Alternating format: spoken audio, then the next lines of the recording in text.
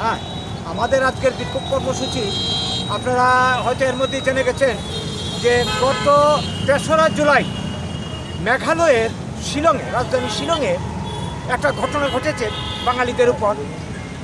সেখানকার খাসিয়া এবং খুব সম্ভবত গারো সম্প্রদায়ের জনজাতি অংশের কিছু লোক ২০-২৫ জন আমাদের কিছু ছেলে, বাঙালি ছেলে বাস্কেটবল খেলতে গেছিল শিলং শহরে।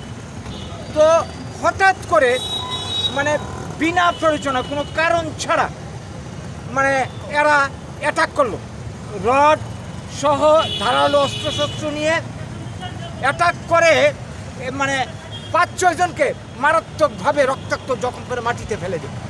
বাকিরা কোনো মতে প্রাণ নিয়ে পালিয়েছে।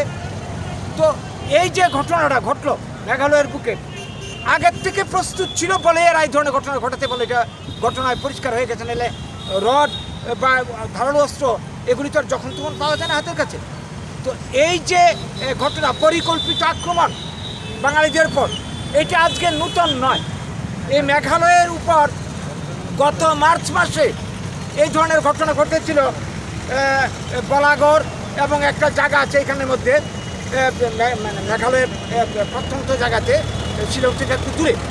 সেইখানে সেই আমাদের এই যে ৯ এবং ১০ জন ত্রিপুরাতে যেভাবে উগ্রবাদীরা দোকানপাট, বাড়িঘর ভাঙচুর করেছে, লুটপাট করেছে, মারধর করেছে, আঘাত দিয়েছে, একই কায়দায় সেখানে বাঙালি বিরুদ্ধে, বাঙালি বিদ্বেষী স্লোগান দিয়ে বাঙালিরা মেঘালয় ছাড়ো, তোমরা বিদেশি ইত্যাদি ইত্যাদি বলে তাদেরকে দোকানপাট জ্বালিয়ে লুটপাট করে মারধর করে কোটি কোটি টাকার সম্পদ ধ্বংস করল। এবং এরপরে যখন এটার বিচার চাইতে গেল, মেঘালয় সরকার উল্টো তাদের বিরুদ্ধে, বাঙালিদের বিরুদ্ধে কেস দিয়ে দিল।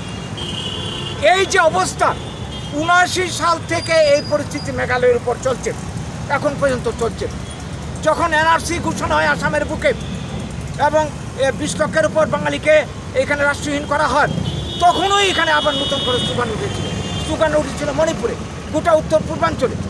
আজকে আমরা এটাই লক্ষ্য করছি যে এই ষড়যন্ত্র বাঙালিকে ভারত ছাড়া করার জন্য রাষ্ট্রহীন বানিয়ে আসাম, মণিপুর সহ মেঘালয় সহ গোটা ভারতে, ত্রিপুরা সহ সর্বত্র এই ষড়যন্ত্র কাজ করে চলছে।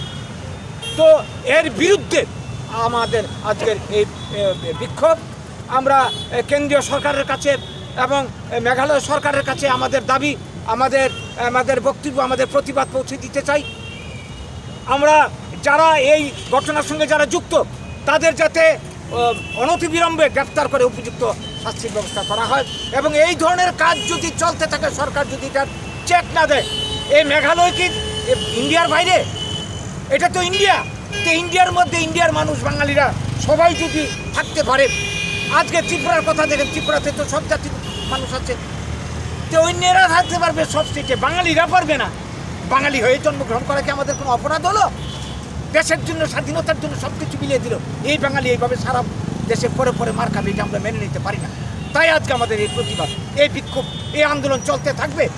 আমরা আমাদের লক্ষ্যে পৌঁছার আগ পর্যন্ত এই আন্দোলন আমরা চালিয়ে যাও। আমরা জানি এই সমস্যার সমাধান একমাত্র হতে পারে বাঙালিদের জন্য। আমরা যেটা চাইছি যে সংবিধানের ৩ নং ধারা অনুযায়ী যদি আজকে বাঙালি স্থান করা হয়, এটা সাংবিধানিক দাবি, এটা সাংবিধানিক দাবি। ভারতবর্ষের অন্যান্য রাজ্য যেভাবে পুনর্গঠন করা হয়েছে